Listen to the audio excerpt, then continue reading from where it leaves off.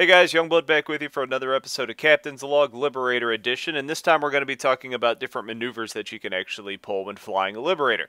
If you haven't actually seen my previous videos on maneuvers to pull in ESFs, I'll pop up annotations about now, so you can go watch those and get the building blocks.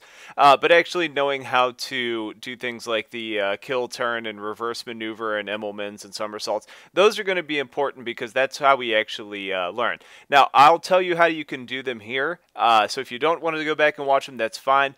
That being said, practicing in an ESF and mastering there is probably going to be a good idea simply because this vehicle is much slower, it doesn't maneuver as well, and you kind of need to know the basics. So, with that being said, we're going to go ahead and jump in. My key bindings are exactly the same as my ESF key bindings. The only difference is rolls are really easy to do, like barrel rolls in an ESF with the mouse.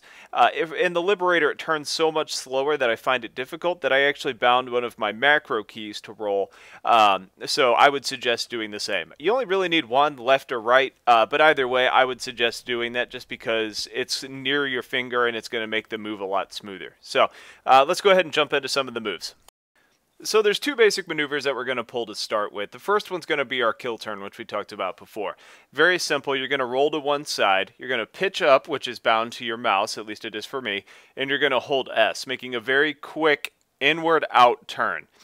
For the reverse turn, just like in the fighters, you're going to roll to the side, you're going to pitch down instead, which should also be bound onto your mouse if you have it, and hold S to kill momentum. Now, when you're in a fighter, you actually add in using the afterburner because when it points down, it helps kick that turn around a little bit quicker. However, when you're in a Liberator, you don't have that option available since they always face forward, so leave the afterburner out of the equation. So let's take a look at what these actually look like when you're doing them. What you're watching here is a kill turn without the space bar and continuing with forward momentum, so holding W. Remember, kill turn is just rolling to one side, pitching up, and moving back around. So you're pulling your nose outside in. Now, with it, you can see it's a pretty sharp turn. You're getting back on target pretty well, and using the pitch up on the mouse really speeds things along. Now, the other thing you can do is you can actually do a kill turn and hold the space bar to see if that actually makes this process move a little bit quicker. So same thing, but instead of not using space, you're using space. I've got the timer in the upper left-hand corner so we can compare those in just a sec.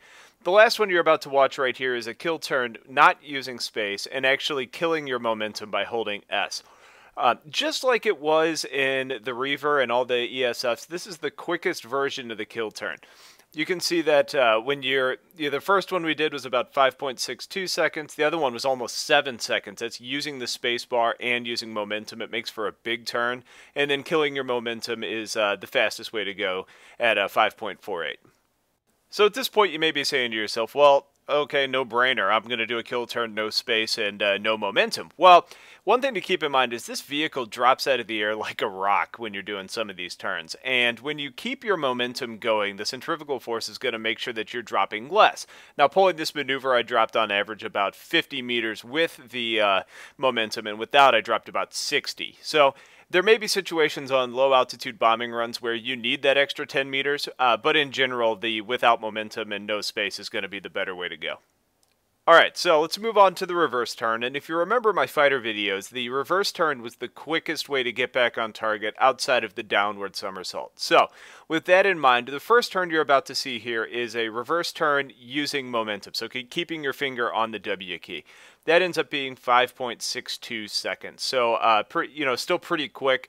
It feels like a very controllable turn. The one you're about to see now is actually the reverse turn and killing momentum by using the S key. Just like it was in the fighters, this is the fastest, cleanest way to get back on target.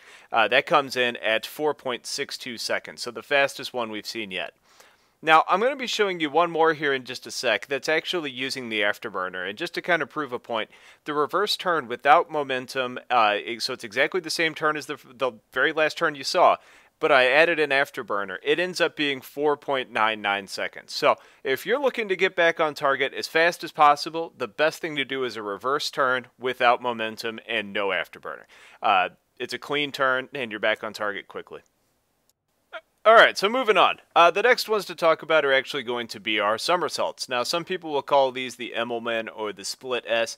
Ultimately, all it is you're going to be continuing forward while holding either pitch up or pitch down.